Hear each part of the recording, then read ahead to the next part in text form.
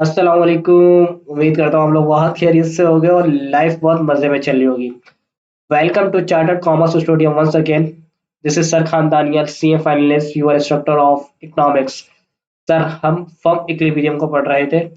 तो firm equilibrium में हम सबसे पहले पढ़ने जाएंगे आज। क्या पढ़ने जाएंगे वो हम देखते हैं आगे। तो sir, let's start. Welcome to chartered commerce studio once again. CA sir Khan Daniyal, CA finalist. आज का हमारा जो एजेंडा है वो एजेंडा ये है कि हम पढ़ेंगे टाइप्स ऑफ रेवेन्यू, कि कितने तरह के रेवेन्यू होते हैं। टाइप्स ऑफ कॉस्ट पढ़ेंगे, फर्म इक्विलिब्रियम पढ़ेंगे, टाइप्स ऑफ फर्म पढ़ेंगे, फर्म अंडर परफेक्ट कंपटीशन, उसमें भी शॉर्ट रन, उसमें भी long run, firm under imperfect competition, उसमें भी शॉर्ट रन, उसमें भी लॉन्ग रन। इम्प्लिसिट कॉस्ट क्या होती है, एक्सप्लिसिट कॉस्ट क्या होती है। सर, सुपर नॉर्मल प्रॉफिट क्या होता है, नॉर्मल प्रॉफिट क्या होता है, और सब नॉर्मल प्रॉफिट क्या होता है। सर, आज का लेक्चर बहुत ही इंपॉर्टेंट लेक्चर है और आपको बहुत मजा आएगा। सर, अब हमारी जो माइक्रो इकोनॉमिक्स है वो एंड की तरफ जा रही है। कुछ ही लेक्चर बाकी है, बस ये आखिरी चैप्टर है जिसमें हम बहुत ही डिटेल में जाके फर्म्स को पढ़ेंगे, क्योंकि हमने बोला था कि माइक्रो इकोनॉमिक्स में सिर्फ फर्म को पढ़ते हैं और बायर को पढ़ते हैं। तो फर्म्स को पढ़ लिया, बायर को कंज्यूमर इक्विलिब्रियम पढ़ लिया, मार्केट इक्विलिब्रियम पढ़ लिया। आप क्या पढ़ेंगे, फर्म इक्विलिब्रियम पढ़ेंगे और ये माइक्रो इकोनॉमिक्स खत्म हो जाएगी। उसके बाद हम इंशाल्लाह स्टार्ट करेंगे अपनी मैक्रो इकोनॉमिक्स, और बहुत ही डिटेल में करने वाले हैं इंशाल्लाह वो भी। तो सर, अगर आपको लेक्चर पसंद आ रहे हैं तो अपने दोस्तों के साथ जरूर रिकमेंड करिएगा और मेरे बारे में बताइएगा, और मेरे चैनल को सब्सक्राइब करना मत भूलिएगा। ठीक है सर, आगे बढ़ते हैं। Sir, firm equilibrium, firm equilibrium होता क्या है, कैसे होता है। सर, एक आप खुद सोचें, फर्म इक्विलिब्रियम कब पर होगी, कब होगी, किस पॉइंट पर होगी। सर, इक्विलिब्रियम का पॉइंट, इक्विलिब्रियम का मतलब क्या होता है, वो पॉइंट जहां पर एक कोई भी चीज अपने बेनिफिशियल जगह पर हो। वो पॉइंट जहां पर कोई भी चीज अपनी बेनिफिशियल जगह पर हो, उसको क्या कहेंगे, फर्म इक्विलिब्रियम कहेंगे। बात समझ आ रही है। उम्मीद करता हूँ ये बात आपको समझ आ रही होगी। सर, यानी कि हमने पढ़ा था कि मार्केट कब इक्विलिब्रियम पे होती है, जब डिमांड और सप्लाई आपस में बराबर होते हैं। जब डिमांड और सप्लाई आपस में बराबर होती है, मार्केट जब इक्विलिब्रियम पे होती है। फिर हमने देखा था कंज्यूमर कब इक्विलिब्रियम पे होता है, जब कंज्यूमर गेट करता है, हासिल करता है मैक्सिमम सेटिस्फेक्शन, किससे, परचेजिंग से, कंज्यूम गुड, गुड को कंज्यूम करने से। तो वो पॉइंट क्या था, कंज्यूमर इक्विलिब्रियम था। तो फर्म किससे करेगी भाई, बताएं मुझे। सर, बिल्कुल सही कह रहे हैं आप, बिल्कुल सही कह रहे हैं। क्या कह रहे हैं आप कह रहे हैं जहां पे मैक्सिमम प्रॉफिट होगा, या मिनिमम कॉस्ट होगी, या मैक्सिमम प्राइस होगी। सर, क्या कह रहे हैं आप, मैक्सिमम प्राइस होगी। सर, बिल्कुल गलत कह रहे हैं आप, बिल्कुल गलत कह रहे हैं।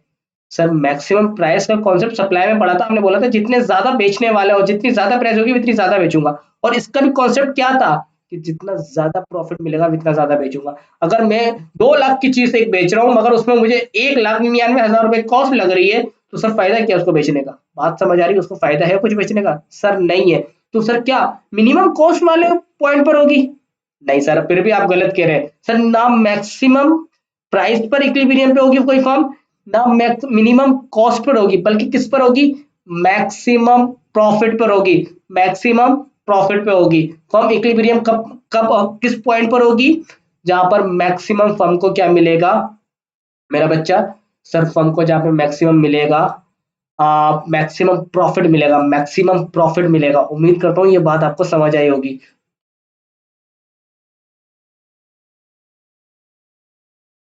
ठीक है सर। सर, आगे बढ़ते हैं।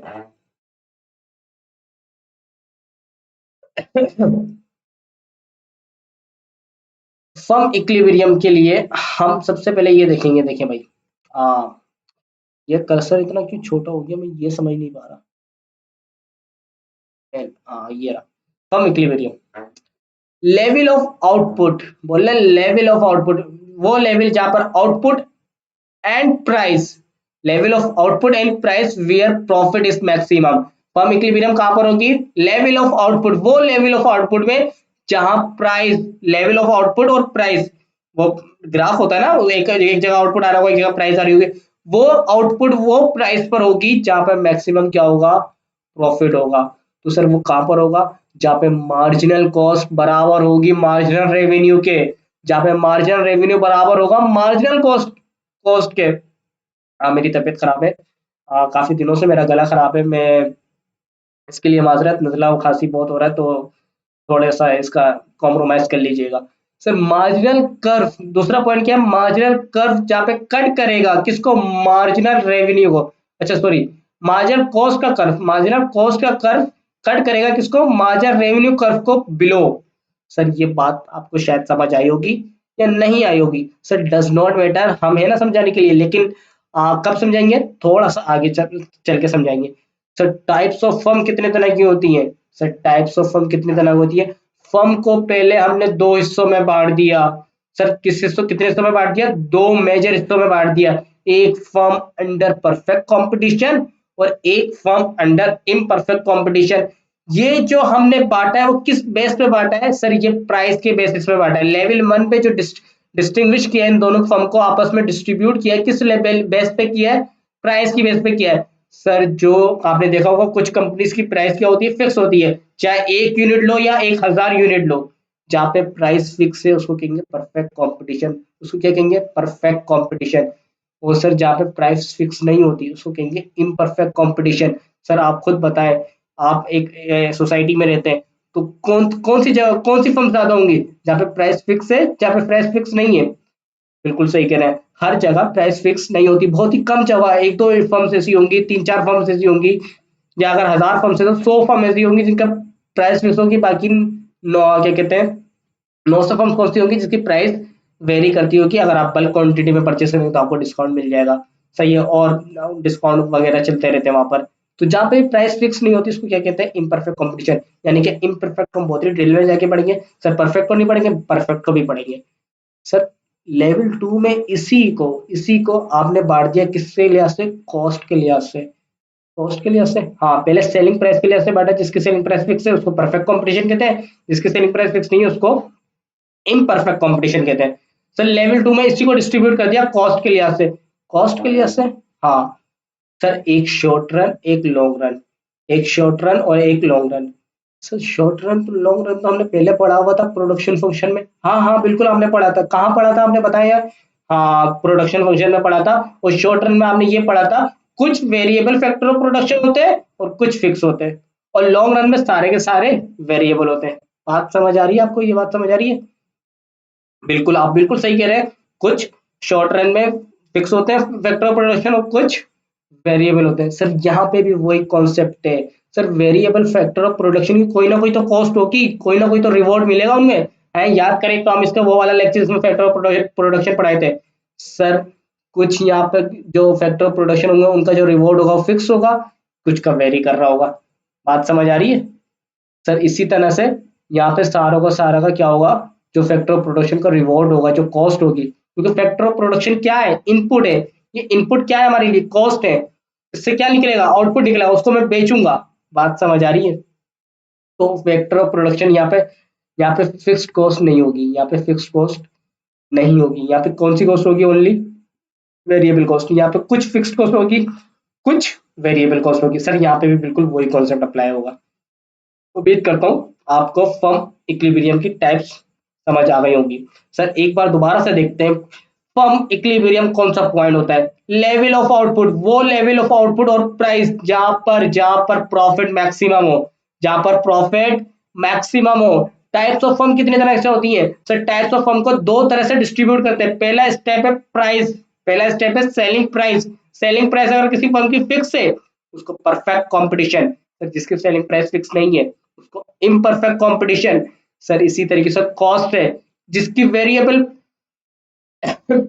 जिसकी कुछ कॉस्ट फिक्स है कुछ कॉस्ट वेरिएबल है उसको कहेंगे फिक्स, सॉरी शॉर्ट रन, और उसको कहेंगे यानी कि perfect competition under short run.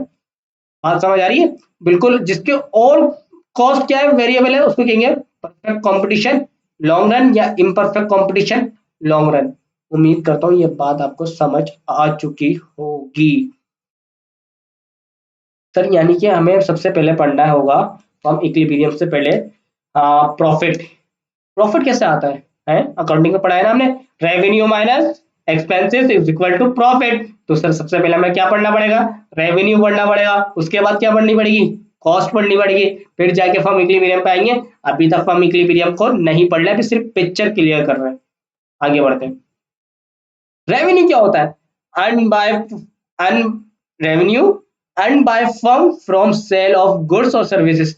जो फर्म सेल करती है गुड्स और सर्विसेज, उससे जो कमाती है उसको क्या कहते हैं, रेवेन्यू कहते हैं। क्या कहते हैं, रेवेन्यू कहते हैं। टोटल रेवेन्यू का फॉर्मूला क्या है, टोटल रेवेन्यू का formula output multiply by price. Sir वहां पे तो यूनिट सोल्ड लिखते थे। एक बात बताओ, मैंने मैंने फैक्टर ऑफ प्रोडक्शन लगाए, मैंने मशीन ली, लेवल लिया, कैपिटल लिया, एंटरप्राइज ली, उन सबको मिला के मैंने 10,000 यूनिट बाइक बनाई, वो घर लेके जाऊंगा, है? अपने साले को दूंगा, अपने बिनोई को दूंगा, अपने भाई को दूंगा, अपनी मामा को दूंगा, अपने बाबा को दूंगा? नहीं, बेचने की नियत से रखेंगी ना। तो सर कुछ आज बिकेगी, कुछ कल बिकेगी, कुछ परसों बिकेंगी, बिकेंगी तो सारी। सर फैक्टर ऑफ प्रोडक्शन मिला के बना क्या, 1,000 बाइक, मिसाल की तरह 1,000 बाइक। तो सर 1,000 बाइक जो बनी है वो सारी की सारी बिकेगी ना, तो वो सारा का सारा रेवेन्यू होगा ना आपका। चाहे कुछ इस वक्त होगा, कुछ थोड़े दिनों बाद होगा, कुछ थोड़े दिनों बाद होगा, लेकिन होगा तो आपका ही रेवेन्यू ना। तो आउटपुट क्या मतलब, टोटल प्रोडक्शन जो आपकी हुई है वो आप पूरी की पूरी बेचोगे, उसको मल्टीप्लाई कर दो अपनी सेलिंग प्राइस से, तो आपका क्या आ जाएगा, टोटल टोटल रेवेन्यू आ जाएगा, टोटल रेवेन्यू आ जाएगा। उम्मीद करता हूँ ये बात आपको समझ आ गई होगी। भाई मैंने 10,000 यूनिट फैक्टर ऑफ प्रोडक्शन बनाए, मिला 10,000 यूनिट्स के फैक्टर ऑफ प्रोडक्शन लगाए, उससे 1,000 बाइक प्रोड्यूस हुई। सर ये क्या है, बाइक्स, ये आउटपुट है। इनपुट क्या था, फैक्टर ऑफ प्रोडक्शन, आउटपुट क्या है, 1,000 बाइक। अब ये 1,000 बाइक मैं घर लेके नहीं जाऊंगा, चाहे ये 1 साल में बेचूंगा या 10 साल में बेचूंगा, तो इससे जो रेवेन्यू आएगा वो टोटल रेवेन्यू होगा आउटपुट का। बात समझ आ रही है। मार्जिनल रेवेन्यू, मार्जिनल रेवेन्यू का मतलब change in total revenue, total revenue में चेंज आया, चेंज इन आउटपुट। सर ये देख लेंगे, अभी थोड़ा सा फॉर्मूला देख लेते हैं। Average revenue, total revenue divided by total output. Cost, cost incurred by firm for earn profit, वो कॉस्ट जो फर्म इनकर्ड करती है प्रॉफिट कमाने के लिए, वो खर्चे जो फर्म इनकर्ड करती है किसके कमाने के लिए, प्रॉफिट कमाने के लिए। सर टोटल कॉस्ट निकालने का फॉर्मूला क्या है, output multiply by average cost. 10,000 bike बनाई है और एक बाइक की कीमत 10 रुपए है, तो सर ये मल्टीप्लाई कर दूंगा तो ये बाइक की कॉस्ट आ गई। या फिक्स कॉस्ट को प्लस कर दूं वेरिएबल कॉस्ट में, या अकाउंटिंग में पढ़ा हमने, fix cost plus variable cost. Sir दो फॉर्मूले इसके, बात समझ आ रही है। सर वहां पे आउटपुट था, यहाँ पे भी आउटपुट है। सर यहाँ पे प्राइस है, सेलिंग प्राइस है, यहाँ पे क्या है, एवरेज कॉस्ट है। इसी तरह से marginal cost, sir total cost divided by change in output, change in total cost, change in output, average. Revenue कैसे निकालेंगे, total cost divided by total output. यहाँ पे टोटल आएगा, यहाँ पे भी टोटल आएगा, इसको मैंने कॉपी पेस्ट किया जिसकी वजह से टोटल लिखना भूल गया। और प्रॉफिट कैसे निकालते हैं, profit is equal to revenue minus cost. Sir ये बेसिक फॉर्मूले हैं जो उम्मीद करता हूँ आपको समझ आ चुके होंगे। आगे बढ़ते हैं। फर्म का मतलब क्या है, firm is a market participant, market participant याद आया, आई एम इकोनॉमिक सिस्टम में पढ़ाया था। Who combines different factor of production, जो कंबाइन करती है different factor of production, that is input, जो इनपुट खिलाते हैं, कन्वर्ट्स देम इनटू प्रोडक्शन यानी कि आउटपुट। फर्म क्या है, एक मार्केट पार्टिसिपेंट है, एक मार्केट पार्टिसिपेंट है। वो क्या करती है, डिफरेंट फैक्टर ऑफ प्रोडक्शन को कंबाइन करके उसको कन्वर्ट करती है प्रोडक्शन में, जिसको कहते हो आप आउटपुट, और इनपुट को कहते हो आप factor of production. There are two broad types of firm, firm under perfect competition, firm under imperfect competition। Meaning of equilibrium of firm means, firm equilibrium means the level of output, वो level of output and which जिस पर firm earn maximum profit, जो firm कमाती है maximum profit. It is the point where, ये वो point होगा जहां M C is equal to M are, marginal cost बराबर हो मार्जिनल रेवेन्यू के, and M C marginal cost curve cuts marginal revenue from below. Sir ये बात समझ नहीं आ रही होगी, ये वाली बात तो समझ आ गई होगी आपको। There are two types of equilibrium of any firm, equilibrium in long run और इक्विलिब्रियम इन शॉर्ट रन। इसका एक फायदा है, देखिए अभी आप मेरा ये लेक्चर देख रहे हैं, तो शॉर्ट रन में आपको मैं बहुत ही अजीब सा लग रहा हूँ, सर में दर्द कर रहा हूँ आपके, लेकिन लॉन्ग रन में वो आपके लिए फायदा है या नहीं है? आप पढ़ लिख के अच्छी परसेंटेज आएगी, अच्छी यूनिवर्सिटी में जाएंगे, अच्छी जॉब मिलेगी, सही है। यानी कि करीब का नुकसान क्या है मुझे देख लो, मुझे बर्दाश्त कर लो। दूर का फायदा क्या है? अच्छी जॉब की प्लेसमेंट लग जाएगी। बात समझ आई है? आपके दोस्त हैं जो दूसरे, वो क्या कर रहे हैं भाई, मेडिकल वाले, इंजीनियर वाले, सर उनको ऑनलाइन पढ़ाते नहीं है, तो उनको तो फिजिकल क्लासेस होती हैं, सर वो लोग देखते हैं फिजिकल लेक्चर्स, क्या कहते हैं, हम लोग देख रहे हैं यहाँ पे घर पे बैठ के लेक्चर, हमें तो नींद आ रही होती है वगैरह वगैरह। सर वो तो जब घर जाते हैं, वो तो क्या कर रहे होते हैं भाई, वो कर रहे होते हैं क्या, इंस्टा चला रहे होते हैं, यूट्यूब पे रील्स देख रहे होते हैं, शॉर्ट देख रहे होते हैं। सर वो करीब का फायदा देख रहे हैं मगर दूर का नुकसान है उनका। करीब का फायदा, दूर का नुकसान, तो किसी चीज का करीब का नुकसान होता है, दूर का फायदा होता है, और किसी चीज का दूर का नुकसान और करीब का फायदा होता है, दूर का नुकसान होता है। यानी कि अगर आप अभी पढ़ रहे हैं तो आपका भी, आपको दुख हो रहा है, सही है, आपको नुकसान हो रहा है, आपको लग रहा है ऐसा, लेकिन दूर का फायदा होगा आपको, समझ आ रही है? लेकिन अगर कोई आपका दोस्त है जो इस वक्त शॉर्ट्स देख रहा है, रील्स देख रहा है, मूवीज देख रहा है, गेम्स खेल रहा है, सर उसको अभी तो मजा आ रहा होगा, लेकिन लॉन्ग रन में क्या हो जाएगा? तो इसी तरह इक्विलिब्रियम इन लॉन्ग रन का मतलब ये है, लॉन्ग रन और शॉर्ट रन का मतलब यही है कि लॉन्ग रन में कंपनी सारे फैक्टर प्रोडक्शन को क्या कर देती है, वेरिएबल कर देती है। शॉर्ट रन में कुछ फिक्स होते हैं, कुछ वेरिएबल होते हैं। परफेक्ट कंपटीशन क्या होती है? Perfect competition is a situation in industry where large number of seller are selling homogeneous product. अच्छा ये हम बाद में पढ़ेंगे। हाँ, लॉन्ग रन पढ़ते हैं। Long run is a period of time in which firm can adjust production by changing all factor of production in long run, all of the cost will be variable. सारी की सारी cost क्या होगी, variable होगी। ये तो हमने production function में पढ़ लिया था कि लॉन्ग रन में सारे के सारे फैक्टर ऑफ प्रोडक्शन वेरिएबल होते हैं, तो उसकी कॉस्ट भी क्या होगी, उसके खरीदने की कॉस्ट भी क्या होगी, वेरिएबल होगी। उम्मीद करता हूँ ये बात आपको समझ आ गई होगी। शॉर्ट रन में क्या होगी भाई, in is a short run is a period of time in which firm can adjust firm can adjust production by changing only variable factor of production. There are some fixed factor of production which cannot be changed. In short run, some of the cost will be fixed, some of variable। बात समझ आ रही है? और profit कैसे निकालते हैं, total revenue is minus total cost. अच्छा ये परफेक्ट इम्परफेक्ट हम आगे जाके डिटेल में पढ़ेंगे। तो क्या अगर मैं बताऊं, तो परफेक्ट कंपटीशन का मतलब क्या है, जहां पर लार्ज नंबर ऑफ सेलर होते हैं जो सेल करते हैं होमोजेनियस प्रोडक्ट को। इम्परफेक्ट कंपटीशन क्या है, is a situation in industry where individual sellers can change the price of their output, जहां पर प्राइस वेरी कर रही होती है। समझ आ रही है? मैंने बताया ये आपको।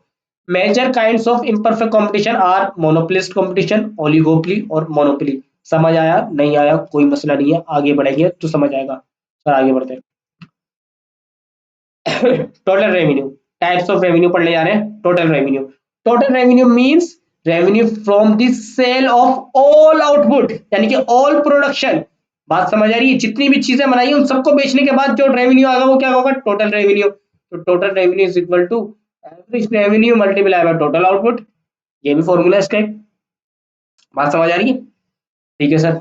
Margin revenue is the increase in the total revenue because of increase in sale of additional unit। समझ आ रही है? एडिशनल यूनिट को जो बेच के रेवेन्यू आ रहा है उसको क्या कहेंगे, मार्जिनल रेवेन्यू। हर यूनिट के अपने रेवेन्यू क्या कहेंगे, मार्जिनल रेवेन्यू। तमाम यूनिट के रेवेन्यू के कहेंगे टोटल रेवेन्यू, और सबके एवरेज को क्या कहेंगे, एवरेज रेवेन्यू। उम्मीद करता हूँ ये बात आपको समझ आ गई होगी। In economics decision are made on the basis of marginal revenue और एवरेज रेवेन्यू। सर इकोनॉमिक्स में जो डिसीजन मेकिंग होती है ना, वो मार्जिनल रेवेन्यू और एवरेज रेवेन्यू की बेसिस पर होती है, ना कि टोटल रेवेन्यू और टोटल कॉस्ट की बेसिस पे। उम्मीद करता हूँ ये बात आपको समझ आ गई होगी। सर आगे बढ़ते हैं। सर अगर परफेक्ट कंपटीशन क्या है, परफेक्ट कंपटीशन में सीन क्या है भाई, देखें पीछे। परफेक्ट कंपटीशन प्राइस क्या है, फिक्स है। प्राइस क्या है, फिक्स है। प्राइस क्या है भाई, फिक्स है। ठीक है सर, प्राइस फिक्स है। क्वांटिटी 1 2 3 4 5 बेची मैंने, प्राइस क्या है, फिक्स।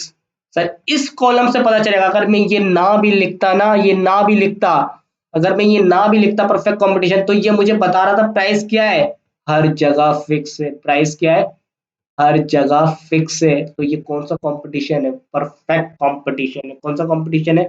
परफेक्ट कंपटीशन है। टोटल रेवेन्यू कैसे निकाला? क्वांटिटी मल्टीप्लाई बाय प्राइस, या आउटपुट मल्टीप्लाई बाय प्राइस। एक मल्टीप्लाई बाय पांच, पांच। दो मल्टीप्लाई बाय पांच, 10। तीन मल्टीप्लाई बाय पांच, 15। चार मल्टीप्लाई बाय पांच, 20। पांच मल्टीप्लाई बाय पांच, 25। टोटल रेवेन्यू आ गया। मार्जिनल रेवेन्यू कैसे निकाला? पहले का तो पांच ही आएगा, जो पहले लिखा होता है वो पांच ही आता है। इन दोनों दूसरे का देखते हैं। 10 में से 5 माइनस करें, 5 बचे। एक में से एक, 10 में से 5 माइनस करें, 5 बचे। तो ये क्या लिखा है? Change in total revenue. तो ऊपर 5 रखा, 5 में से 5 माइनस करें, सॉरी दो में, सॉरी सॉरी सॉरी सॉरी, क्या लिखना है? Change in total revenue divide by change in total quantity. दो में से एक माइनस किया तो एक, तो आंसर क्या आया? 5 आया। आगे 15 में से 10 माइनस करें तो 5 बचा। तीन में से दो माइनस करें तो एक बचा। तो 10, 5 ऊपर रखा, एक नीचे रखा, तो फिर आंसर क्या आया? 5 आया। बात समझ आ रही है आपको? सर यहाँ पे भी ये ऐसे ही 5 5 5 5 आ गया। उम्मीद करता हूँ ये बात समझ आ रही होगी। सर एक बात याद रखिएगा, चाहे परफेक्ट कंपटीशन हो या इनपरफेक्ट कंपटीशन हो, सर प्राइस और एवरेज रेवेन्यू, प्राइस और एवरेज रेवेन्यू हमेशा बराबर होगा। प्राइस और एवरेज रेवेन्यू हमेशा बराबर होगा। प्राइस और एवरेज रेवेन्यू हमेशा बराबर होगा। सर एक और बात याद रखिएगा, अगर परफेक्ट कंपटीशन है तो प्राइस, मार्जिनल रेवेन्यू और एवरेज रेवेन्यू तीनों बराबर होंगे। नजर आ रही है? ये भी पांच है, ये भी पांच है, ये भी पांच है। एक बात है सारी फर्म्स के लिए, एक बात है सारी फर्म्स के लिए कि प्राइस और एवरेज रेवेन्यू बराबर होगा। एक बात है परफेक्ट कंपटीशन के लिए कि प्राइस, एवरेज रेवेन्यू और मार्जिनल रेवेन्यू बराबर होगा। उम्मीद करता हूँ ये बात समझ आ रही है। तो सर एवरेज रेवेन्यू या मार्जिनल रेवेन्यू का परफेक्ट कंपटीशन में कर्व कैसे बनाते हैं? तो सर ये आ गया रेवेन्यू और ये आ गए यूनिट्स। तो अगर मैं मार्जिनल रेवेन्यू का कर्व बनाना चाहूँ तो यही पॉइंट आएगा, और सर मैं एवरेज का बनाना चाहूँ तो फिर भी यही पॉइंट आएगा। तो सर ये क्या बोल रहा है? Average revenue is equal to marginal revenue is equal to price. उम्मीद करता हूँ ये बात आपको समझ आ गई होगी। सर यानी कि परफेक्ट कंपटीशन में जो रेवेन्यू का कर्व बनता है वो हॉरिजॉन्टल बनता है। परफेक्ट कंपटीशन में जो रेवेन्यू का कर्व बनता है वो हॉरिजॉन्टल बनता है। आगे बढ़ते हैं। Imperfect competition, sir imperfect competition क्या होता है? दोबारा पीछे चलने का भाई कोई मसला नहीं है, हमें तो स्लाइड चेंज करनी है ना भाई। इम्परफेक्ट कंपटीशन जिसमें प्राइस फिक्स नहीं है, जिसमें प्राइस फिक्स नहीं है।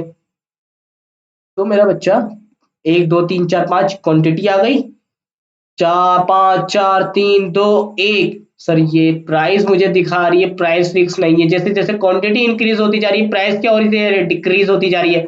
तो सर यानी कि प्राइस वेरिएबल है। प्राइस क्या है? वेरिएबल है, चेंज हो रही है। प्राइस क्या है? चेंज हो रही है। यहाँ पे प्राइस चेंज होती है, उसको क्या कहते हैं? Imperfect competition. अल्लाह की कसम, अगर ना भी बताता तो मुझे पता चल जाता ये कौन सा कंपटीशन है। इम्परफेक्ट कंपटीशन है, यहाँ पे प्राइस क्या होती है? जितने आप जितनी गुड्स खरीदते रहते हो उसकी प्राइस डिक्रीज होती रहती है। In perfect competition firm have to reduce price to sell more. वो अपनी प्राइस को रिड्यूस करती है ज्यादा बेचने के लिए। Therefore average revenue and margin revenue both have downward slope. अच्छा ये देख लेते हैं टोटल रेवेन्यू कैसे निकालेंगे। देख ले भाई, one multiply by five is equal to five, two multiply by four, eight, three three ज़ा नाइन, फोर टू ज़ा एट, फाइव वन ज़ा फाइव। ये टोटल रेवेन्यू आ गया। मार्जिन रेवेन्यू कैसे निकाला? Change in revenue. अच्छा पहले बताओ, वो पांच ही आएगा, छोड़ दे। मार्जिन रेवेन्यू कैसे निकाला? देखिए भाई, आठ में से पांच गए, तीन बचे। दो में से एक गया, एक बचा। तो ऊपर तीन रखा, नीचे एक रखा, तो आंसर क्या आ गया दूसरे का? तीन आ गया। समझ आ रही है? सर दोबारा, सर दोबारा, दोबारा से दोबारा, समझ नहीं आया? हाँ भाई, टोटल रेवेन्यू, नौ में से आठ गए तो कितने बचे? तो नौ में से आठ गए तो कितने बचे? एक बचा। तीन में से दो गए तो कितने बचे? एक बचा। एक इधर रखा, एक इधर रखा, तो आंसर क्या आया? एक आया। बात समझ आ रही है? आंसर क्या आया? एक आया। ठीक है, मार्जिन रेवेन्यू निकालना आ गया टोटल रेवेन्यू से। सही है सर, निकालना आ गया हमें। अच्छा, मैंने कहा था एक बात है सबके लिए, क्या? कि प्राइस और एवरेज रेवेन्यू हमेशा बराबर होंगे। तो देखें, पांच पांच, चार चार, तीन तीन, दो दो, एक एक। लेकिन परफेक्ट कंपटीशन में मैं एक और बात की थी कि प्राइस, एवरेज रेवेन्यू और मार्जिन रेवेन्यू तीनों सेम होंगे। सर लेकिन यहाँ पे सिर्फ क्या कह रहा हूँ, एक बात है सबके लिए, सबके लिए बात क्या है? कि प्राइस और एवरेज रेवेन्यू बराबर होंगे। ठीक है, यहाँ पे भी यही सीन है, यहाँ पे भी यही सीन है, देख रहे हैं आप? और परफेक्ट कंपटीशन में क्या है, प्राइस, एवरेज रेवेन्यू और मार्जिन रेवेन्यू तीनों एक जैसे होंगे, एक मतलब एक ही क्वांटिटी और एक ही नंबर आ रहा होगा, कर्व जो बनेगा एक एक जैसा बनेगा। बात समझ आती है आपको? ठीक है सर, ये देखिए प्राइस और एवरेज रेवेन्यू बराबर है। मार्जिन रेवेन्यू निकाल लिया, मार्जिन और एवरेज रेवेन्यू कैसे निकालेंगे, total revenue divided by quantity. अच्छा सर इसको देख लेंगे, टोटल रेवेन्यू कितना है 8, डिवाइडेड बाय क्वांटिटी कितना, 4 2 सा 8, 4 आ गया। टोटल रेवेन्यू कितना है 9, कितने यूनिट्स बेचे 3, 3 3 सा 9 है। टोटल रेवेन्यू कितना है 8, कितने यूनिट बेचे 4, तो क्या गया 2। बात समझ आ रही है? ठीक है सर। सर ग्राफ बनाते हैं। सर ये आ गई एक्सेस, सही है सर। जब 1 रुपया प्राइस, एक क्वांटिटी बेच रहा हूँ, एक क्वांटिटी बेच रहा हूँ, तो एवरेज रेवेन्यू कितना है 5, एक क्वांटिटी बेच रहा हूँ तो एवरेज रेवेन्यू 5। सर जब दूसरी क्वांटिटी बेची, दूसरा यूनिट बेचा तो एवरेज रेवेन्यू क्या आ गया 4, दूसरा बेचा तो 4। इसी तरह जब तीसरा बेचा तो एवरेज रेवेन्यू क्या आ गया 3, एवरेज रेवेन्यू आ गया 3, ये देखें 3। ठीक है, जब चौथा बेचा तो एवरेज रेवेन्यू कितना आ गया 2, एवरेज रेवेन्यू 2, ये देखें ये 2। समझ आ रही है बात? जब पांचवा यूनिट बेचा तो एवरेज रेवेन्यू कितना आ गया 1, ये देखें 1। तो सर ये यूं करके मैंने एक लाइन बना दी एवरेज रेवेन्यू की, सही है सर। इसी तरह क्या करा हमने मार्जिन रेवेन्यू का, एक यूनिट था तो 5, सर ये शुरू तो एक साथ ही होंगे, दोनों शुरू एक साथ कौन से होंगे, दूसरा था तो 3, तो दूसरा यूनिट पर ये 3 आ रहा होगा। ठीक है, तो सर आपको एक ऐसे करके बनाना है थोड़ा सा डाउनवर्ड, और एक ऐसे करके बनाना है, बस ये बना लेना है सर, नंबरिंग पे नहीं जाना, क्योंकि मैंने आपको समझा दिया है कि इसको इकोनॉमिक्स में नंबरिंग लाजमी नहीं है, लेवलिंग लाजमी है। एक कर्व आपको ऐसे बनाना है रेवेन्यू का, एवरेज रेवेन्यू का, और एक कर्व ऐसे बनाना है मार्जिनल रेवेन्यू का। मार्जिनल रेवेन्यू को थोड़ा नीचे जाएगा, एक्स एक्सिस से नीचे जाएगा, वाई एक्सिस की नेगेटिव साइड पे जाएगा। तो ये देखें मार्जिनल रेवेन्यू क्या हो रहा है, डिक्रीज हो रहा है, मार्जिनल रेवेन्यू क्या हो रहा है, डिक्रीज हो रहा है। समझ आ रही है? उम्मीद करता हूँ ये बात आपको समझ आ रही होगी। सर ये एक ऐसा कर्व बनाएंगे और एक ऐसा कर्व बनाएंगे। तो सर अगर मैं बात करूं परफेक्ट कंपटीशन में रेवेन्यू कर्व कैसे बनता है, एवरेज रेवेन्यू या मार्जिनल रेवेन्यू, स्ट्रेट लाइन, कौन सी line, straight line, average revenue भी और मार्जिनल रेवेन्यू भी। अगर मैं इम्परफेक्ट कंपटीशन की बात करूं कि उसमें रेवेन्यू कर्व कैसे बनता है, सर एवरेज रेवेन्यू कर्व ऐसे बनता है और मार्जिनल रेवेन्यू कर्व ऐसे बनता है। सर याद कर लेना इस चीज को, आगे बहुत काम आएगी। आगे बढ़ते हैं sir. Revenue curves under perfect competition are different from imperfect competition. Revenue curve perfect competition और इम्परफेक्ट कंपटीशन में अलग है, ये तो आपको मैंने बता दिया। Average revenue is equal to price, average revenue is equal to price, and average curve is equal to demand curve. ये आपको बात समझ नहीं आएगी, लेकिन ये बात मैंने आपको समझा दी है। आगे बढ़ जाते हैं। सर आपको समझ आ रहा है या नहीं आ रहा है, ये बताएं मुझे आप पहले। है, समझ आ रहा है? समझ आ रहा है तो हम अगर थोड़ा सा अपनी साइड को चेंज करें और हम यहाँ पर आए और आपको दिखाएं कि अब टाइप्स ऑफ कॉस्ट क्या होती है। टाइप्स ऑफ कॉस्ट पढ़ने चले, है भाई? थके तो नहीं है आप लोग? थके हैं तो थोड़ा सा पानी वानी पी लें, लेक्चर को पॉज करें। और सर अच्छा एक बात बता दूं, लेक्चर को पॉज कर लें, पानी पी लें पहले आप, फिर एक बात सुन ले मेरी। क्या बात है ये, कि देखें बेटा इसमें से कुछ भी लिखना नहीं है, आपको कुछ भी नहीं लिखना, सिर्फ सुनना है और समझना है। लिखने की जिम्मेदारी मेरी है मेरा भाई। मैं आपको नोट्स प्रोवाइड करूंगा, हैंड रिटन नोट्स दूंगा, सब कुछ दूंगा, एमसीक्यूज दूंगा, सब कुछ दूंगा, गूगल डॉक डॉक दूंगा, एमसीक्यूज करवाएंगे उसमें, पास पेपर करेंगे, पास पेपर का एनालाइज करेंगे, पेपर में क्या आने वाला है, कैसे आने वाला है, सब कुछ भाई पे छोड़ दो, सिर्फ तुम्हें सोचना समझना है इकोनॉमिक्स के बारे में। याद करना है, याद करना है, याद करना पड़ेगा, बस याद करना है, ना कुछ लिखना है, ना कुछ लिखवाना है, सिर्फ याद करना है। सर ये स्लाइड्स मैं आपके साथ शेयर कर दूंगा जिससे आप बोलेंगे, जहाँ पे आप बोलेंगे। सर इसके अलावा मेरे अपने नोट्स है, आपको पता है वो उसमें बेहतरीन लिखा हुआ है, उसमें बेहतरीन लिखा हुआ है, आप वहां पे से भी जाकर पढ़ सकते हैं। सर आगे बढ़ते हैं थोड़ा सा। हाँ, कॉस्ट, टाइप्स ऑफ कॉस्ट। थोड़ा सा सांस ले लो, मैं थक गया हूँ। तो सही है sir. Fixed cost, fixed cost नाम से समझ आती है, फिक्स होगी। Fixed cost are those cost which do not, fixed cost are those cost which, fixed cost वो कॉस्ट होती है विच डू नॉट वेरी, जो वेरी नहीं करती with level of output output change होने से, आउटपुट इंक्रीज होने से, आउटपुट डिक्रीज होने से जो वेरी नहीं करती उसको कहते हैं फिक्स कॉस्ट। मैंने एक कोचिंग खोला, मैंने बोला रेंट देना है इस कोचिंग का 20,000, ठीक है। अब चाहे बच्चे आए या बच्चे ना आए, रेंट तो देना है। समझ आ रही है? बच्चे आने पर रेंट दूंगा या बच्चे कम आने पे कितना रेंट दूंगा या बच्चे ज्यादा आने में कितना रेंट दूंगा, ये बात नहीं होती, रेंट फिक्स होता है। It will still have to be paid, इसको देना पड़ेगा इवन अगर आउटपुट इज जीरो, अगर आपका आउटपुट भी क्या हो, zero. Example of fix cost, rent of factory, insurance expense, property tax, interest on capital. Variable cost are those cost, variable cost वो कॉस्ट होती है विच वेरी, जो वेरी करती है with the level of output, with the level of output. This will change, ये change होती है with every unit of production. बात समझ आई? नहीं है सर, फिक्स्ड कॉस्ट और वेरिएबल कॉस्ट को समझने की कोशिश करते हैं। मिसाल के तौर पे आपने लगाया एक बर्गर का ठेला, अब जो ठेला लगाया आपने वो ठेला लिया किराए पे, अब उसका आप 200 रुपये रोजाना किराया देते हैं। सर 200 रुपये किराया, क्या वो जिसका ठेला है क्या वो ये पूछेगा आपसे कि आपने कितने बर्गर बेचे? आपने ज्यादा बर्गर बेचे तो आप मुझे ज्यादा किराया दो, आपने कम बर्गर बेचे तो आप मुझे कम किराया दो, अगर आपने एक बर्गर भी नहीं बेचे तो आप मुझे कोई किराया ना दो। सर ऐसा पूछेगा? नहीं, वो तो बोलेगा मुझे 200 रुपये चाहिए, चाहे 1 लाख बर्गर बेचो या एक बर्गर बेचो या एक भी बर्गर ना बेचो। ऐसा ही होगा, बिल्कुल ऐसा ही होगा सर। लेकिन अगर मैं बर्गर बेचता हूँ तो सर मेरे बल्क की कॉस्ट आएगी, आएगी। गैस की कॉस्ट आएगी, आएगी।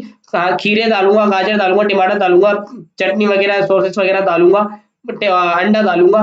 सर एक कॉस्ट आएगी, बर्गर बनाने की कॉस्ट मिसाल के तौर पर 80 रुपए आई। सर ये जो 80 रुपए कॉस्ट है वो किसकी वजह से आई? बर्गर बनाने की वजह से ना। तो ये वेरिएबल कॉस्ट है, जितने बर्गर बनाऊंगा उतने 80 रुपए मल्टीप्लाई होते रहेंगे। 5 बर्गर बनाया तो 5 बार अंडे यूज होंगे, 5 बार बंद यूज होंगे, 5 बार टमाटर, खीरे, मूली सब यूज होगी। बिल्कुल इसी तरीके से, ठीक है सर। वेरिएबल कॉस्ट और फिक्स्ड कॉस्ट में आपको फर्क समझ आ गया होगा। सर वेरिएबल फिक्स्ड कॉस्ट का कर्व कैसे बनता है? ऐसे बनता है, स्ट्रेट लाइन। सर इसमें परफेक्ट कंपटीशन, इम्परफेक्ट कंपटीशन। ओ भाई, परफेक्ट कंपटीशन इम्परफेक्ट कंपटीशन का जो कॉन्सेप्ट है ना वो कहां पर अप्लाई होगा? वो प्राइस पे अप्लाई होता है, तो सिर्फ रेवेन्यू के लिए है कि अगर रेवेन्यू परफेक्ट कंपटीशन में तो ऐसे आएगा, ऐसे ऐसे ऐसे, और अगर इम्परफेक्ट में तो पहले एक ऐसे आएगा, मतलब सॉरी ऐसे आएगा, मैं बना नहीं पा रहा, यानी कि सॉरी मैं देख लूं, ऐसे नहीं, मैं दिखा देता हूँ ना क्या हो गया। ऐसे आएगा, क्या आएगा?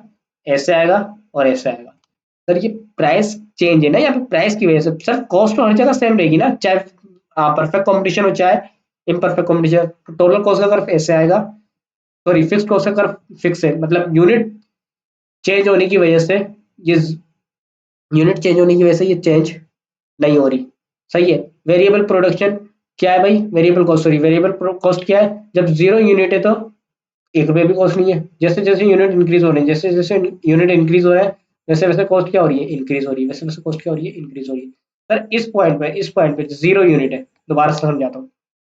इस पॉइंट पे टोटल कॉस्ट का, फिक्स कॉस्ट का समझा रहा हूँ, टोटल फिक्स्ड कॉस्ट। इस पॉइंट पे रेवेन्यू कितना है? जीरो। सॉरी आउटपुट कितना है? जीरो। आउटपुट कितना है? जीरो। कॉस्ट कितनी है? आ रही है, ये आ रही है मिसाल के तौर पर यहाँ पे 100। तो सर यहाँ पे आउटपुट कितना हो गया? 10 यूनिट। यहाँ पे कितना हो गया? 100 यूनिट। यहाँ पे कितना हो गया? 1000 यूनिट। तो सर 6% चेंज हो रही है, आउटपुट इंक्रीज होने से नहीं हो रही ना। यहाँ पे 100 आ रहा था तो 100 ही आ रहा है, ठीक है। इस पॉइंट पर वेरिएबल कॉस्ट कितनी है? जीरो। आउटपुट भी जीरो, कॉस्ट भी जीरो। जैसे जैसे मैंने यहाँ पर आया, सर ये आउटपुट हुआ और ये कॉस्ट हो गई। सर यहाँ पर आया, ये आउटपुट हुआ और ये कॉस्ट हो गई। सर यहाँ पर आया, ये आउटपुट हुआ और ये कॉस्ट हो गई। सर वेरिएबल कॉस्ट जैसे जैसे आप प्रोडक्शन करते हैं वैसे वैसे आपकी बढ़ती है। सर इसी तरीके से टोटल कॉस्ट, टोटल कॉस्ट जब फिक्स कॉस्ट होती है वहां से शुरू होती है, और ये फिक्स कॉस्ट और टोटल कॉस्ट का पॉइंट है। टोटल कॉस्ट, सर यहाँ पर टोटल कॉस्ट की बता रहा हूँ, फिक्स कॉस्ट और वेरिएबल कॉस्ट को भूल जाए। इस पॉइंट पे 0 यूनिट है तो आपकी फिक्स कॉस्ट जारी होगी, तो इसलिए तो यहीं से शुरू हो रहा है। जैसे जैसे आपके यूनिट इंक्रीज हुए वैसे वैसे फिक्स कॉस्ट तो जारी होगी, लेकिन वेरिएबल कॉस्ट भी इंक्रीज करनी होगी। ये वाला कर्व ऐसे बनेगा, टोटल कॉस्ट का कर्व ऐसे बनेगा, टोटल वेरिएबल कॉस्ट का कर्व ऐसे बनेगा, और फिक्स कॉस्ट का कर्व ऐसे बनेगा। सर ये याद रख लेना, आगे काम आएगा। तो sir total cost means cost of production of all units यानी कि fixed cost plus variable cost और average cost multiply by output, ये भी हमने पढ़ लिया था पहले। मार्जिनल कॉस्ट क्या होती है, फिक्स्ड कॉस्ट क्या होती है, वेरिएबल एवरेज वेरिएबल, ये सारी चीजें आप देख लीजिएगा। हाँ, इसको पढ़ने की इतनी ज्यादा जरूरत है, ये काम आएगी।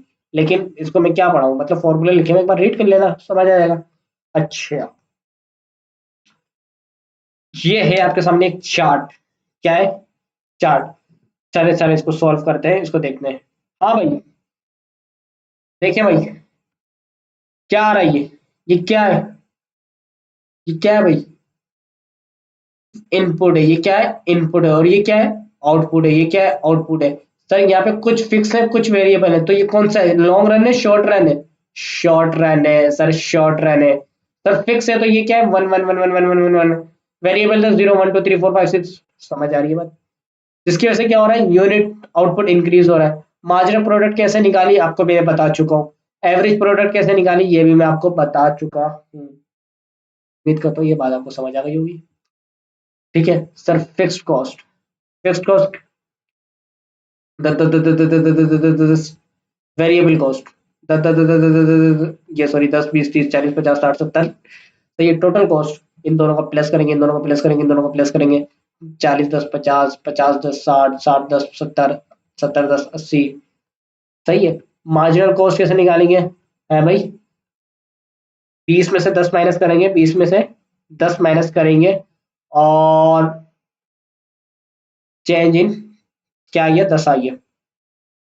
बात समझ आ रही है या नहीं आ रही? ठीक है सर। सर ये क्या आ गई है? मार्जिनल कॉस्ट 5 आ गई, 3 आ गई, ये 5 कैसे आई सर? 5 कैसे आई, ये समझ नहीं आई है मुझे, आपको आया या नहीं आया? ये देखिए भाई, मैं आपको दिखाऊं। 20 में से 10 माइनस करें तो 10 आया। ठीक है। यूनिट कितने? फिक्स्ड कॉस्ट का चेंज कितना है? नहीं पता, 0 है। वेरिएबल कॉस्ट का कितना है? 10 चेंज है, तो ये चेंज आ गया। मार्जिनल कॉस्ट, मार्जिनल कॉस्ट का मतलब जो अपनी कॉस्ट की है, ये तो हमेशा देनी है ना आपको। इसकी वजह से कितना आया? ये आया। ठीक है। दूसरे यूनिट का, आ, ये मुझे लग रहा है ये गलत बना हुआ है। अच्छा, हम इसको बाद में देखते हैं थोड़ा सा, ताकि ये मुझे लग रहा है गलत बना हुआ है थोड़ा सा। अगर मेरा दिमाग क्लिक करता है, याद आता है, तो मैं आपको इसको बारे में बताता हूँ। ठीक है सर, आगे बढ़ते थोड़ा सा। बात ये है कि जो मार्जिनल कॉस्ट का कर्व होता है, किसका? मार्जिनल कॉस्ट का। सर वो थोड़ा सा हॉकी की टाइप बनता है। किसका बनता है? हॉकी की टाइप बनता है। मार्जिनल कॉस्ट का कर्व किससे बनता है? हॉकी की टाइप बनता है। सर ये यू शेप है। ये कौन सी शेप है? यू शेप है। ये कौन सी शेप है? यू शेप है। बात समझ आ रही है आपको? सर यू शेप उस शेप को कहते हैं पहले जिनका डिक्रीज कर रहा हो फिर इंक्रीज कर रहा हो। और सर ये थोड़ा बाउल टाइप का बनता है। एवरेज कॉस्ट का बनाया है ना हमने, किसमें? रिटर्न टू स्केल में। ये थोड़ा बाउल टाइप का बनता है। सर ये भी यू शेप है, ये भी यू शेप है। सर ये आपको बिना नंबरिंग के बनाने, ये आपको बिना नंबरिंग के बनाने, लेकिन आपको जो एवरेज कॉस्ट का कर्व है ना, वो ऐसे बनाना है कि जब ये यूं आई यूं आई यूं आई यूं आई यूं आई यूं, ये इसका मिनिमम पॉइंट हो और उसके बाद ये इंक्रीज कर रहा हो। सही है सर। अगर ये वाला कर्व यहाँ पर होता, तो सर ये और नीचे आ रहा है ना सर, ये गलत हो जाता। समझ आई ये बात या नहीं आई है भाई? अगर अगर अगर ये देखें, आप देखें।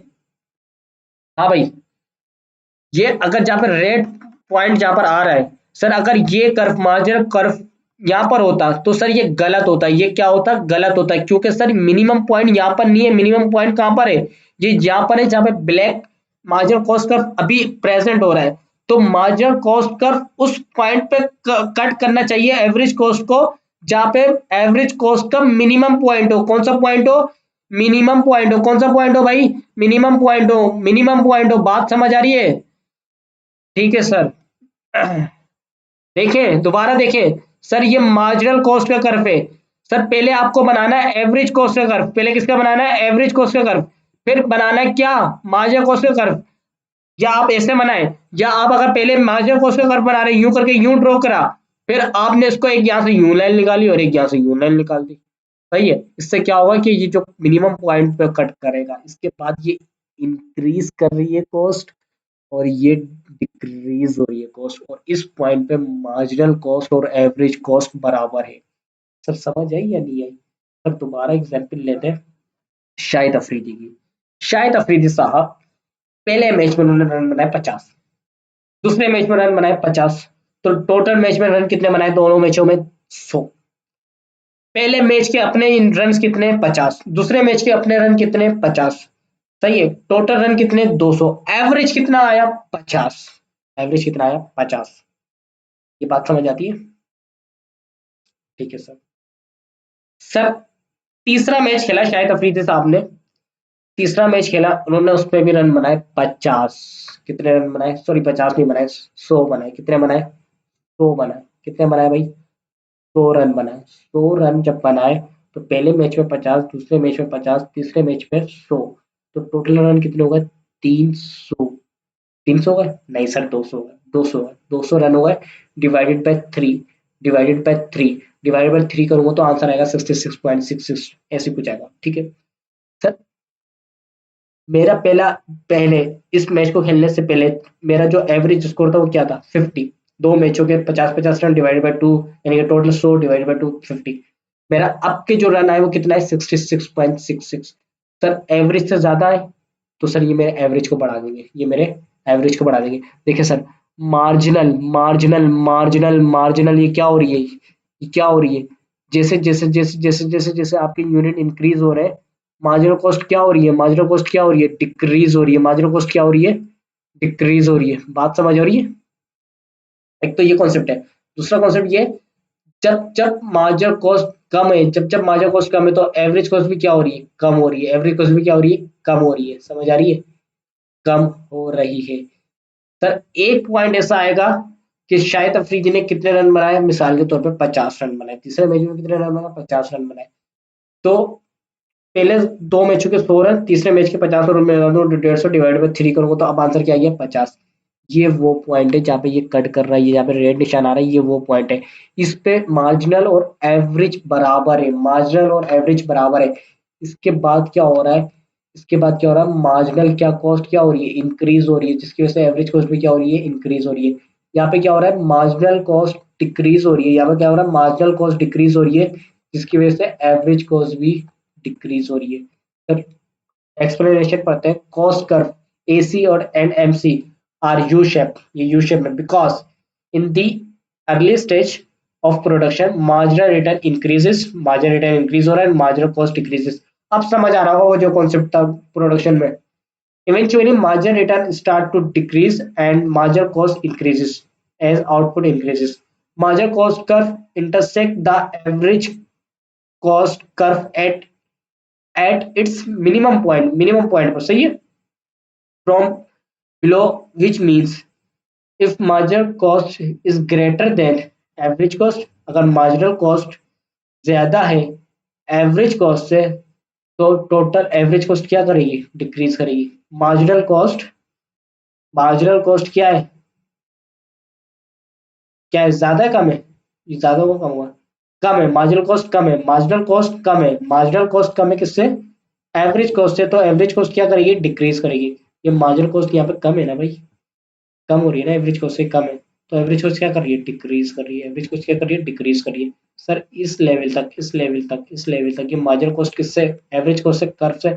सर इस पॉइंट पे आए, इस पॉइंट पे यहाँ पर आऊंगा तो यहाँ पे 50 आ रहा होगा, यहाँ पे 30 आ रहा होगा, यहाँ पे 20 आ रहा होगा। बात समझ आ रही है? यहाँ पे क्या आ रहा है? 100, 150। लेकिन सर यहाँ तक इस पॉइंट से पहले पहले मार्जिनल कॉस्ट कम है ना भाई, समझ आ रहा है या नहीं आ रहा? मार्जिनल कॉस्ट क्या है? कम है। किससे? एवरेज कॉस्ट से। तो एवरेज कॉस्ट क्या कर रही है? ऊपर से नीचे आ रही है तो डिक्रीज कर रही है ना भाई। सही है, पहले वो इस पॉइंट पे थी, ये यहाँ पर था।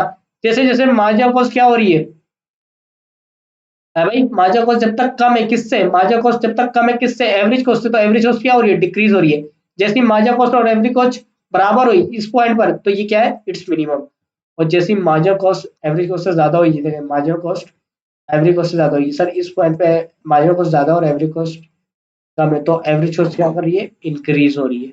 उम्मीद करता हूँ ये बात समझ आ गई होगी सर। यानी कि मार्जिनल कॉस्ट कर्व का ऐसा कर्व बनेगा, एवरेज कॉस्ट कर्व ऐसे बनेगा।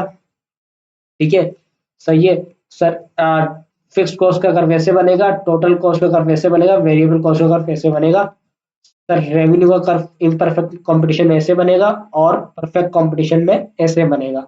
उम्मीद करता हूँ ये सारे कर्व आपको समझ आ गए होंगे। सर अब हमें कर्व बनाना आ गए, कर्व बनाना आ गया तो हम अगली मूव किस पे करेंगे, स्टेप पे मार्केट सॉरी फर्म इक्विलिब्रियम पे, फर्म इक्विलिब्रियम पे। सर इससे पहले एक कॉन्सेप्ट पढ़ लेते हैं, डिफरेंस बिटवीन एक्सप्लिसिट कॉस्ट और implicit cost, explicit cost and implicit cost. हाँ भाई, भाई मेरा एक दोस्त है, उसने नौकरी छोड़ी, उसने क्या छोड़ी, नौकरी छोड़ी, और नौकरी छोड़ी तो उसको छोकरी ने छोड़ दिया। ऐसा होगा या नहीं होगा भाई, मजाक कर रहे हैं। सर उसने नौकरी छोड़ी और उसने अपना किया स्टार्ट बिजनेस। उसने क्या स्टार्ट किया, अपना बिजनेस। तो अकाउंटिंग के लिहाज से उसने सेल्स करी 20,000 रुपए की, माशाल्लाह। 14,000 रुपए के उसने खर्चे किए, कॉस्ट ऑफ गुड सोल्ड मतलब, और दूसरे एक्सपेंसेस, सारे एक्सपेंसेस मिला दिए, एक्सपेंसेस किए। तो सर उसको प्रॉफिट हुआ क्या, 6,000 रुपए का, 6,000 रुपए का। वो आपके पास आया, बोल रहा है यार मैंने एक बिजनेस स्टार्ट किया है माशाल्लाह, पहले ही साल में 20,000 रुपए की सेल्स करी है, 14,000 रुपए के खर्चे करे, 6,000 रुपए का मुझे प्रॉफिट हो गया। क्या बिजनेस है, क्या बताऊं मैं आपको। ये सारी की सारी बातें चल रही थी। आपने बोला भाई तो पहले क्या करता था, बोला यार मैं पहले नौकरी करता था, पहले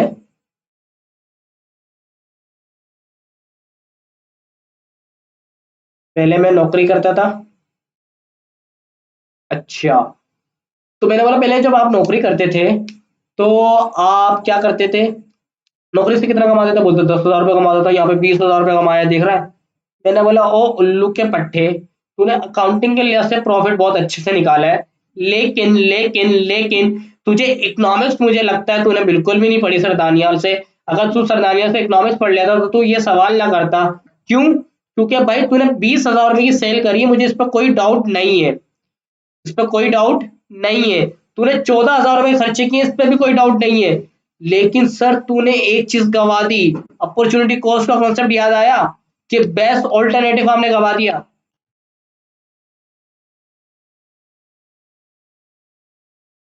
बेस्ट ऑल्टरनेटिव आपने गवा दिया। क्या गवा दिया, कि आपने अपनी जॉब छोड़ दी। अब उस जॉब से कुछ पैसे मिलने थे आपको, वो 10,000 रुपए मिलते, वो 10,000 रुपए अब मिलेंगे, नहीं मिलेंगे। तो ये क्या बन गए आपका, अपॉर्चुनिटी कॉस्ट बन गई। ये क्या बन गई आपकी, अपॉर्चुनिटी कॉस्ट बन गई। सर फिजिकली क्या मेरे पास पैसे, मेरे पास से पैसा गया, बिल्कुल भी नहीं गया। लेकिन सर इसका नुकसान हुआ या नहीं हुआ, 10,000 रुपए जो मुझे मिलते जॉब से वो क्या मिले, नहीं मिले। अगर मैं जॉब कर रहा होता तो मुझे 10,000 रुपये मिलते। सर मैंने बिजनेस किया है तो मुझे 6,000 रुपये मिले, सर 4,000 रुपये का लॉस हो गया मुझे। सर अकाउंटिंग ये और इकोनॉमिक्स ये कहती है आपको, इकोनॉमिक्स क्या कहती है, ये कहती है आपको। बात समझ आ रही है आपको या नहीं आ रही? है भाई, बताया मुझे।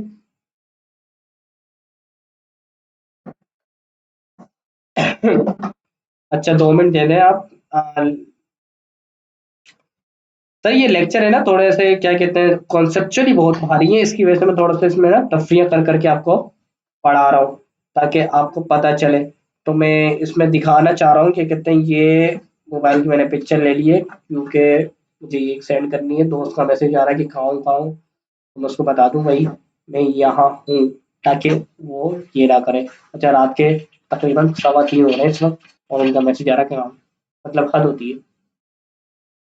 अच्छा सर, सर इम्प्लिसिट कॉस्ट और एक्सप्लिसिट कॉस्ट, एक्सप्लिसिट कॉस्ट वो कॉस्ट होती है जो विजिबल होती है, जो विजिबल होती है। और इम्प्लिसिट कॉस्ट वो कॉस्ट होती है जो हिडन होती है, नजर नहीं आ रही होती, like opportunity cost, like opportunity cost. बात समझ आ रही है आपको, अपॉर्चुनिटी कॉस्ट। सर सेल्स करी है आपने 20,000 रुपए की, अकाउंटिंग के लिहाज से बिल्कुल सही है। 14,000 रुपए के आपने क्या किए, खर्चे किए उसको हासिल करने के लिए, 6,000 रुपए का आपको प्रॉफिट हो गया, माशाल्लाह बहुत अच्छी बात है। लेकिन एज अ इकोनॉमिक सोचे, एज अ इकोनॉमिक सोचे भाई, हाँ भाई आपने 20,000 रुपए की सेल करी है, 14,000 रुपए के खर्चे किए, लेकिन 10,000 रुपए गवा भी तो दिए, नौकरी से जो पैसे मिलने थे, हैं, नौकरी से जो पैसे मिलने थे वो गवा दिए या नहीं गवा दिए। अब छोकरी मिलेगी या नहीं मिलेगी, मजाक कर रहा हूँ भाई, मजाक कर रहा हूँ। सही है। तो सर लॉस कितने का हो गया, 4,000 रुपए का आपको क्या हो गया, लॉस हो गया। सर आप खुद ही सोचे, मैं 10,000 रुपये नौकरी से कमाता था, 6,000 रुपये बिजनेस से कमा रहा हूँ, तो क्या मेरा ये अच्छा डिसीजन है? नहीं सही, मेरा अच्छा डिसीजन नहीं है। हाँ वो बात अलग है कि अगर आप बोलो पहला साल है दूसरे साल में ग्रो कर जाएगा, वो बात अलग है। लेकिन अगर मैं पहले ईयर को कंपेयर करूँ कि मैंने डिसीजन सही लिया, नॉट नॉट एट ऑल, आपका डिसीजन बिल्कुल बेकार है। या तो आपको कम से कम 10,000 के मुकाबले में आना चाहिए था, या 10,000 से ज्यादा कमाना चाहिए था, बल्कि आप 10,000 से कम कमा रहे हैं, तो आप नुकसान में हैं। आप अपने साथ नाइंसाफी कर रहे हैं। आप चाहे बिजनेस को आज ही बंद करें और आप इस पे चले जाएं, जॉब पे चले जाएं, क्योंकि आपको बिजनेस में प्रॉफिट नहीं हो रहा है। उम्मीद करता हूँ ये बात आपको समझ आ गई होगी बहुत ही मजे में। ठीक है सर। सर अब पढ़ने जाते हैं हम फर्म इक्विलिब्रियम। क्या पढ़ने जा रहे हैं भाई, फर्म का इक्विलिब्रियम। तो परफेक्ट कंपटीशन में पढ़ेंगे और इम्परफेक्ट कंपटीशन में पढ़ेंगे।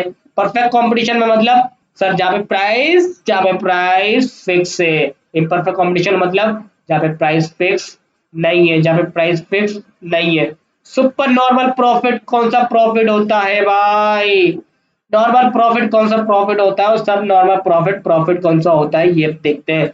सुपर नॉर्मल प्रॉफिट वो प्रॉफिट होता है जो अकाउंटिंग में प्रॉफिट होता है आपको, है भाई। 10,000 रुपए की सेल करी, 5,000 रुपए खर्च किए, 5,000 रुपए आए, जो अकाउंटिंग का जो प्रॉफिट आया है, इसको इकोनॉमिक्स के में कहते हैं सुपर नॉर्मल प्रॉफिट। 10,000 रुपए की सेल करी, 10,000 रुपए के खर्चे हुए, अकाउंटिंग में ना प्रॉफिट हुआ ना लॉस हुआ। आप इस जब जिस पोजीशन में आपको ना प्रॉफिट हो ना लॉस, उसको कहते हैं ब्रेक इवन। क्या कहते हैं, ब्रेक इवन पोजीशन। तो सर आप ब्रेक इवन पोजीशन पे आए हुए हैं, आप कौन सी पोजीशन में आए हुए हैं भाई, ब्रेक इवन पोजीशन पे। ना आपको लॉस हो रहा है ना आपको प्रॉफिट हो रहा है, ये अकाउंटिंग में कहलाता है ब्रेक इवन। सर इकोनॉमिक्स में कहलाता है नॉर्मल प्रॉफिट। इकोनॉमिक्स में कहलाता है नॉर्मल प्रॉफिट। सर सब नॉर्मल प्रॉफिट। सर अकाउंटिंग के लिहाज से हमने 10,000 की सेल करी है, 15,000 के खर्चे करे, 5,000 का लॉस हो गया, तो अकाउंटिंग में वो लॉस कहलाता है और इकोनॉमिक्स में कहलाता है वो सब नॉर्मल प्रॉफिट। उम्मीद करता हूँ ये कॉन्सेप्ट आपको कॉन्सेप्चुअली समझ आ गए होंगे। समझ आ रही है।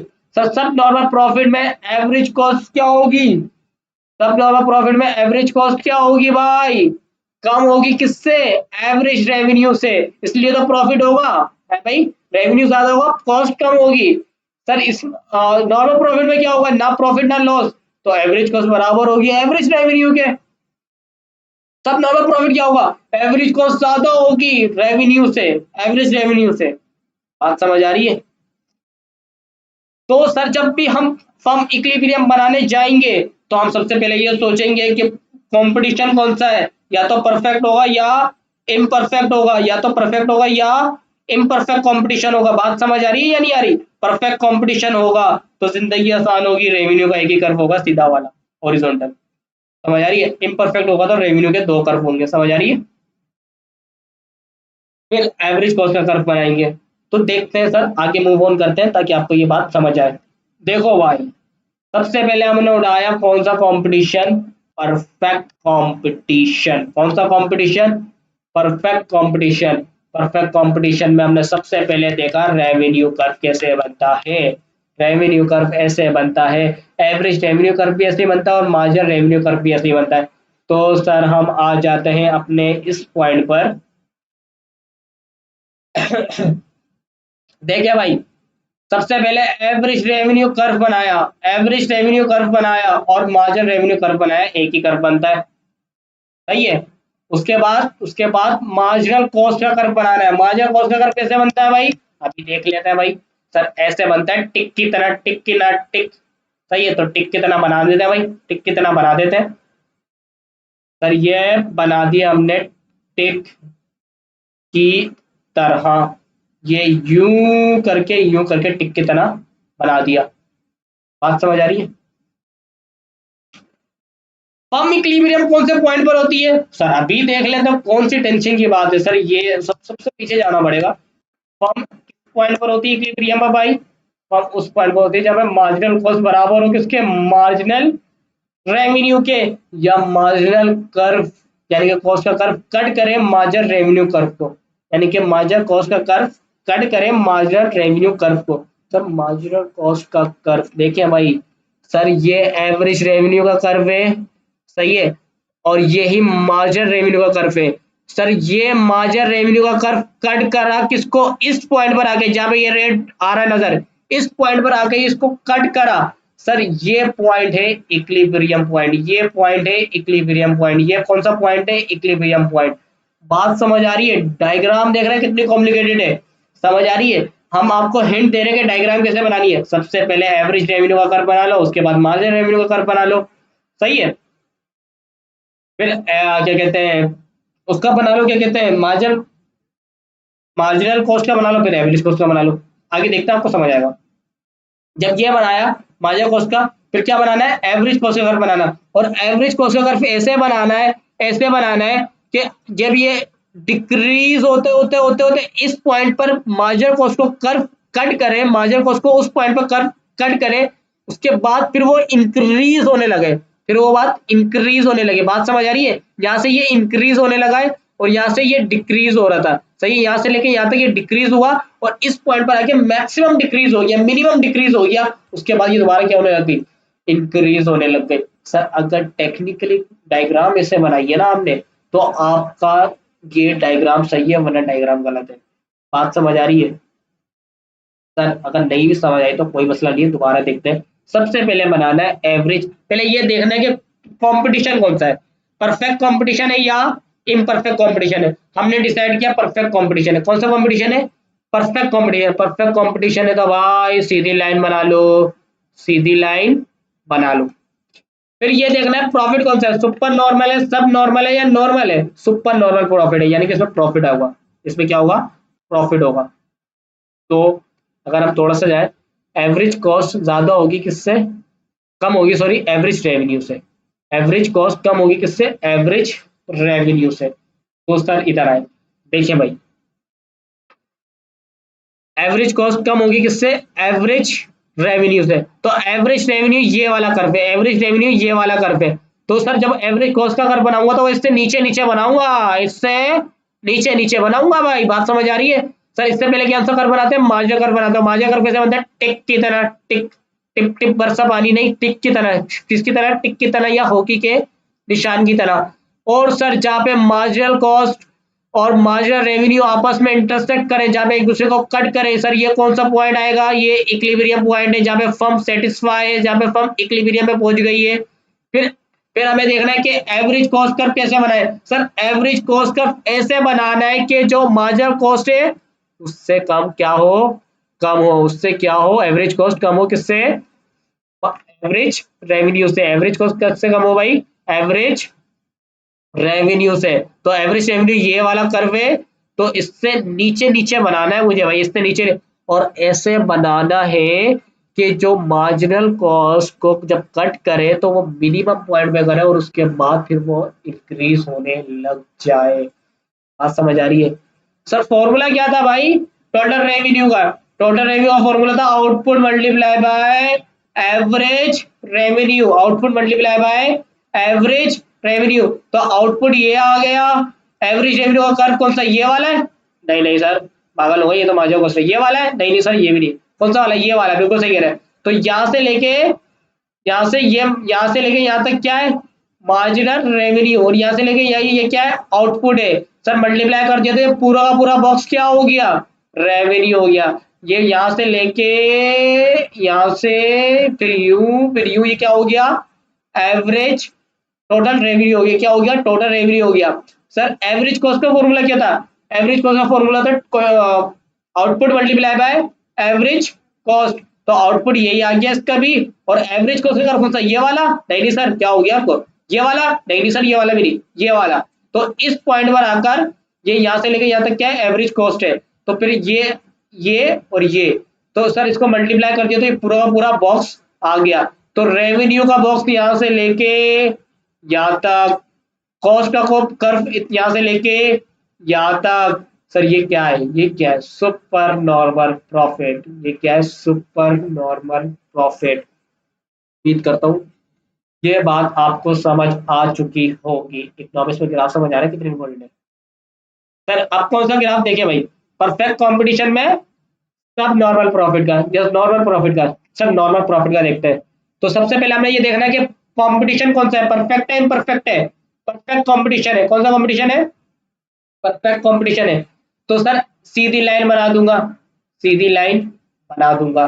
तो price is equal to margin revenue average revenue.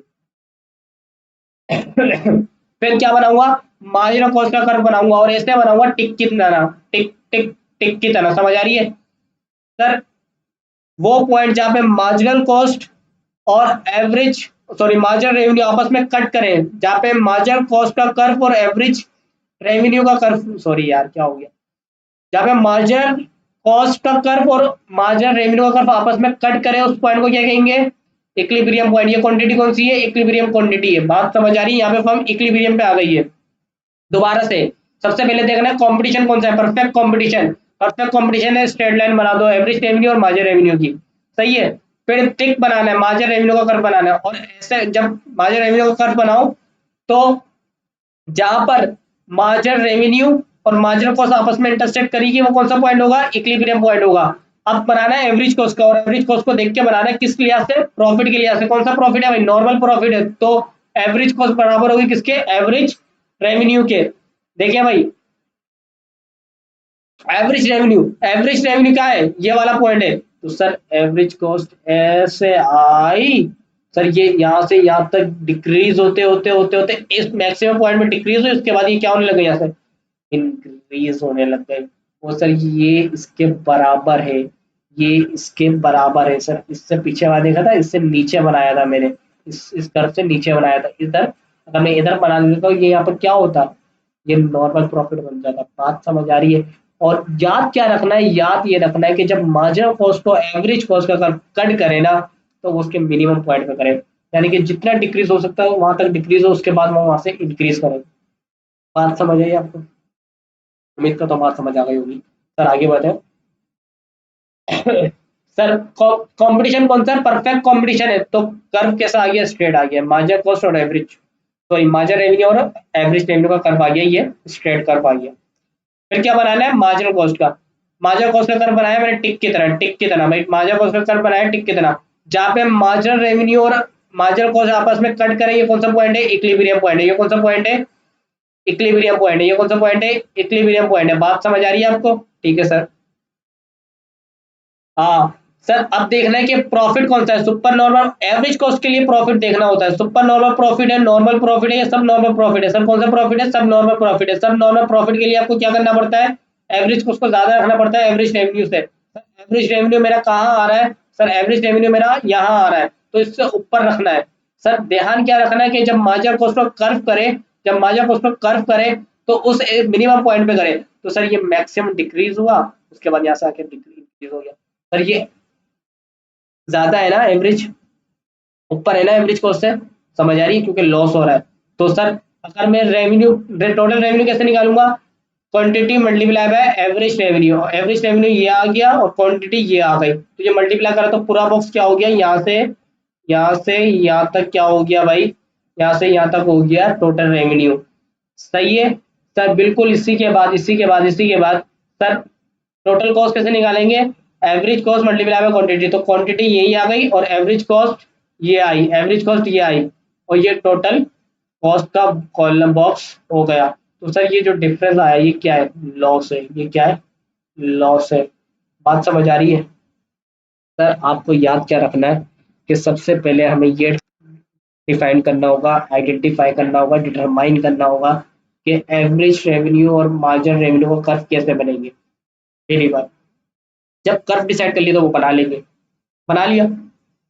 फिर देखना है कि मार्जिनल कॉस्ट का कर्व बनाना है टिक की तरह, कैसे बनाना है, टिक की तरह, टिक की तरह बनाया। अब देखना है कि मार्जिनल कॉस्ट और मार्जिन रेवेन्यू आपस में जो पॉइंट पर कट कर रहे हैं वो पॉइंट है इक्विलिब्रियम, ठीक है। फिर जब एवरेज कॉस्ट का बनाने लगेंगे तो ये देखेंगे कौन सा पहले, कौन सा प्रॉफिट है, सुपर नॉर्मल प्रॉफिट है तो नीचे नीचे बनेगा, किससे, इस लाइन से, इस लाइन से नीचे नीचे बनेगा, जैसे कि ये बना था, इस लाइन से ये नीचे बना था एवरेज कॉस्ट का।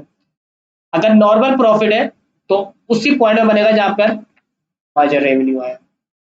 और सर ये देखें, सर मैं थोड़ी देर में बताता हूँ। और सर अगर लॉस है यानी कि सब नॉर्मल प्रॉफिट है तो रेवेन्यू से ऊपर बनेगा, और जब बनेगा तो इस बात को जहन में रखना कि मार्जिनल कॉस्ट को वो मिनिमम पॉइंट पर आके कट करे और उसके बाद वहां से वो इंक्रीज होने लगे।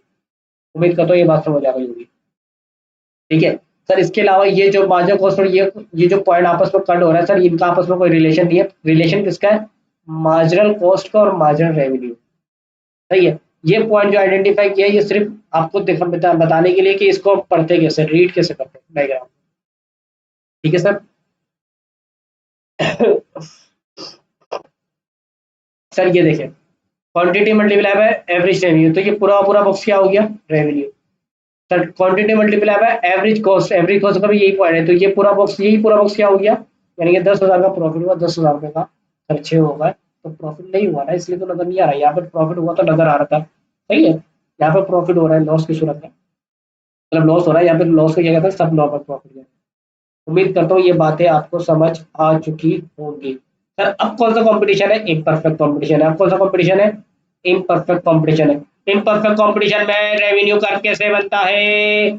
सर ऐसे बनता है। सर ऐसे बनता है। तो बना लो, बना लो, बना लो, बनाते हैं भाई। सबसे पहले हमें क्या ड्रॉ करना है? एवरेज रेवेन्यू और मार्जिन रेवेन्यू के कर्व।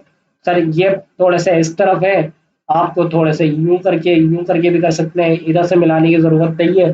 सही है, थोड़ा सा इस तरफ करके भी कर सकते हैं, और अगर मिलाना चाहे तो मिला भी सकते हैं, कोई मसला नहीं है। यानी कि मैं ये कह रहा हूँ कि बिल्कुल ऐसे भी बना सकते हैं, जैसे ये नजर आ रहा है यहाँ से। सर ये एक्स वाई एक्सेस से टच नहीं कर रहा, और सर ऐसे भी बना सकते हैं। पहले बनाना है एवरेज रेवेन्यू का कर्व, फिर बनाना है मार्जिनल रेवेन्यू का कर्व। समझ आ रही है? ठीक है।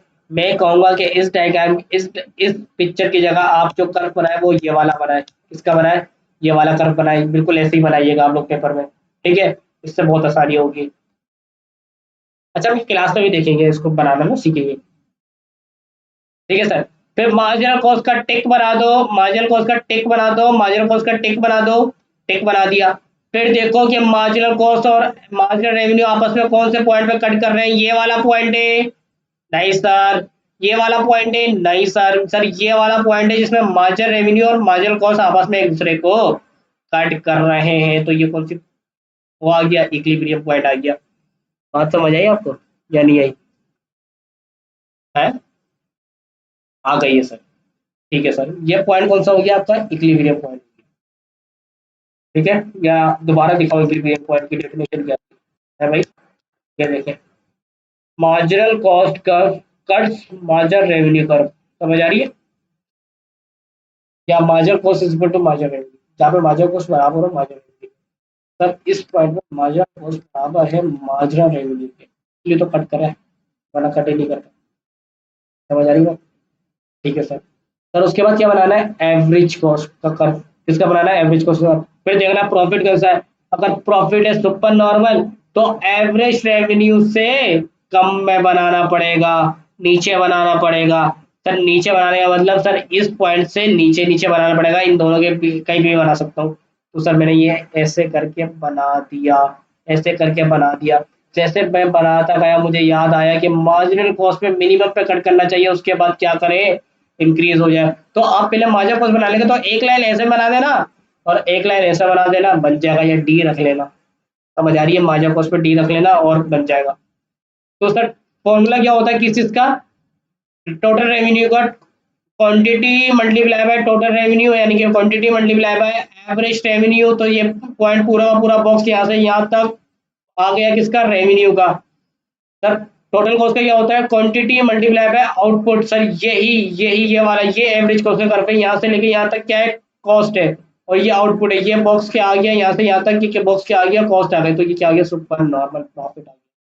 उम्मीद करता हूँ ये बात आपको समझ आ गई होगी। सर आगे बढ़ते हैं। देख रहे हैं कितनी कॉम्प्लिकेटेड डायग्राम है और आपको पढ़ना आ रही है, बड़ी बात है। सर पहले ये देख रहे हैं कंपटीशन कौन सा है? इम्परफेक्ट कंपटीशन है। इम्परफेक्ट कंपटीशन है, इम्परफेक्ट कंपटीशन है, तो भाई ऐसे दो लाइनें बना दो। सर ये थोड़ी बेहतर बनी हुई है, बना दी। फिर मार्जिनल कॉस्ट अगर बनाना है, मार्जिनल कॉस्ट का टिक बना दो, बना दिया। फिर मार्जिनल कॉस्ट को जहाँ पे कट करा है मार्जिनल रेवेन्यू, उस पॉइंट को इक्विलिब्रियम बोल दो। बोल दिया, ये लिखा भाई। फिर देखो प्रॉफिट कौन सा है, नॉर्मल प्रॉफिट है।